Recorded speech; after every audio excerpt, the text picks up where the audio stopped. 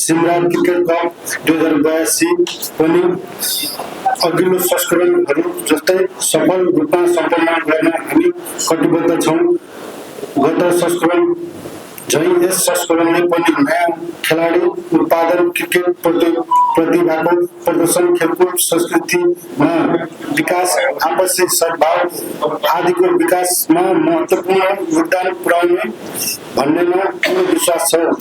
14,50,000 बराबरको बजेट बनाएका छौँ, जसमा प्रथम पुरस्कार 1 लाख, द्वितीय पुरस्कार 1 लाख, ट्रफी तथा मेडल प्रमाणपत्र 1 लाख, प्रतियोगिता भर सर्वोत्कृष्ट रहने खेलाडीहरूलाई 59,000, खेल मैदान मर्मत तथा सम्भार 2 लाख, अतिथि सत्कार 50,000, प्रेस खर्च 50,000, यातायात 80,000, खिलाड़ी नास्ता तथा बसोबास खर्च 70,000, टेंट तथा साउंड सिस्टम 1 लाख, प्रचार प्रसार 40,000, निर्णायक सुविधा 80,000, खेलकूद सामग्री खर्च 1 लाख, जर्सी तथा अन्य पोशाक खर्च 60,000, स्वयंसेवक नास्ता खर्च 60,000, लाइभ ब्रोडकास्टिंग खर्च 50,000, अन्य खर्च मसलंगा फुटकर 50,000।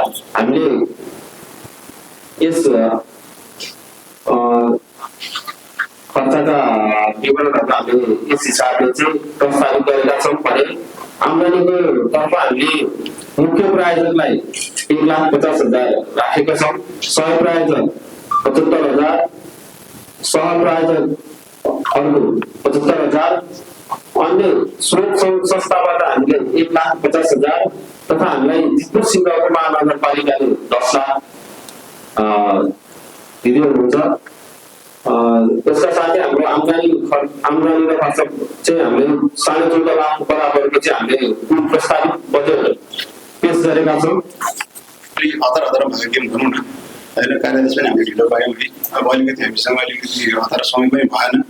त्यही भएर सुरुको सम्झौता हामी अहिले योपालि हामीले जर्सी पदक कार्यादेश भोलिको दिनमा फेरि अब अर्को संस्करण फेरि योभन्दा अलिक विरोध गरौँला होइन, त्यो कुरा पनि यसो राख्नु चाहिँ।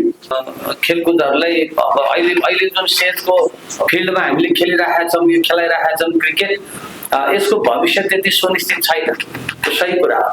फुटबलको गेम रङ्गशालामा सबै किसिमका गेम हुन्छन्, तर सिमरा रङ्गशालामा अहिले फुटबल भन्दा बाहेक अरू गेमहरू त्यति आकर्षण त्यहाँ गर्न सकिएको छैन।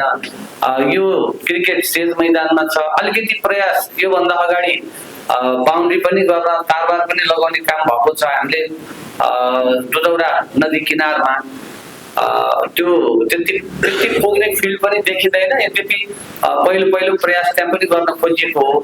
तर आउने दिनमा क्रिकेट लगायतका गेमहरूलाई अलिक व्यवस्थितसँग खेलाउन र त्यहाँ त्यो हाम्रो भएको जुन सम्पत्ति छ सार्वजनिक सम्पत्ति, त्यसको सदुपयोग गर्नका लागि आवश्यक कुराहरू निर्माण गर्नका लागि अब बजेटमै छलफल गर्नुपर्ने र आउने दिनमा त्यो प्रोग्रामभित्र राखेर अगाडि बढ्ने जुन प्रारम्भिक छलफल भइराखेको छ त्यसको निष्कर्ष नभए भएर मैले अहिले ठ्याक्कै यही भनिनँ।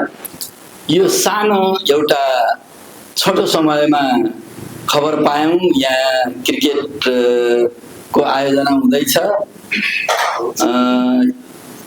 अलि हतार गरेर हामीले अर्डर गऱ्यौँ, जर्सी कस्तो आयो त्यसलाई केही ढङ्गले बुझिदिनु हुन र आगामी दिनमा यसलाई सुधार गरेर लैजाने प्रतिबद्धता गर्न चाहन्छु।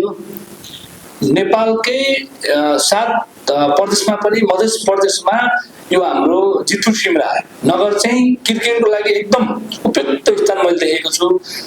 किन भन्दाखेरि अब राष्ट्रिय अन्तर्राष्ट्रिय प्रतियोगिताको लागि पनि एउटा काठमाडौँको क्यु ग्राउन्डबाट एकदम नजिकको दूरीमा एउटा भनौँ न सिमरालाई हेरिएको छ। भोलि फास्ट ट्र्याक बनेपछि झन् नजिक छ र यहाँ आयोजना जो क्रिकेट भइरहेको छ त्यस खेलको माध्यमबाट राष्ट्रिय रूपमा चाहिँ खेलाडीहरू उत्पादन गर्न सक्यौँ भने यो खेलको चाहिँ नि उद्देश्य प्राप्त हुन्छ जस्तो लाग्छ र हामी त्यतातिर जानुपर्छ र यो खेलको उद्देश्य पनि सायद त्यही हुनुपर्छ।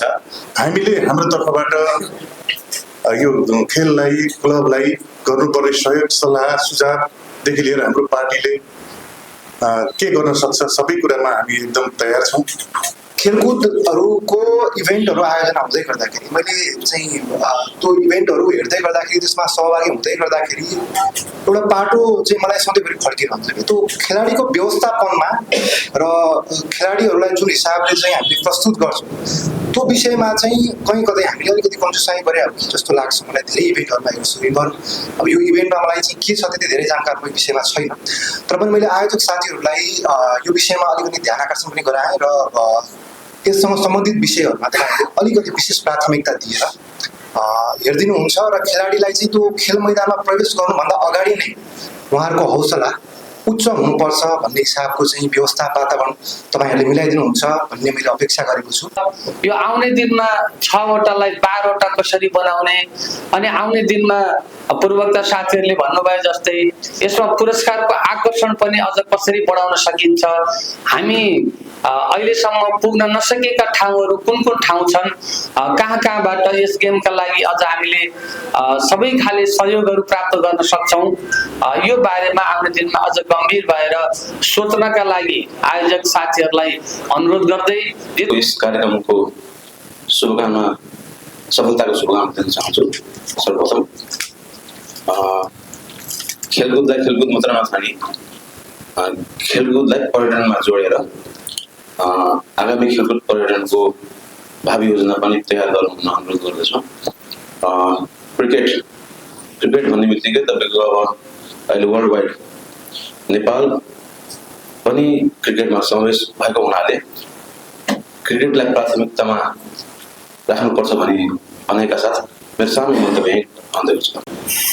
साथै आजको कार्यक्रम मार्फत प्रतियोगिताको ढाँचा गत प्रतियोगिताको आउँदो प्रतियोगिताको अनुमति मानित आयोगीय यहाँहरूमा प्रस्तुत भइसकेको छ।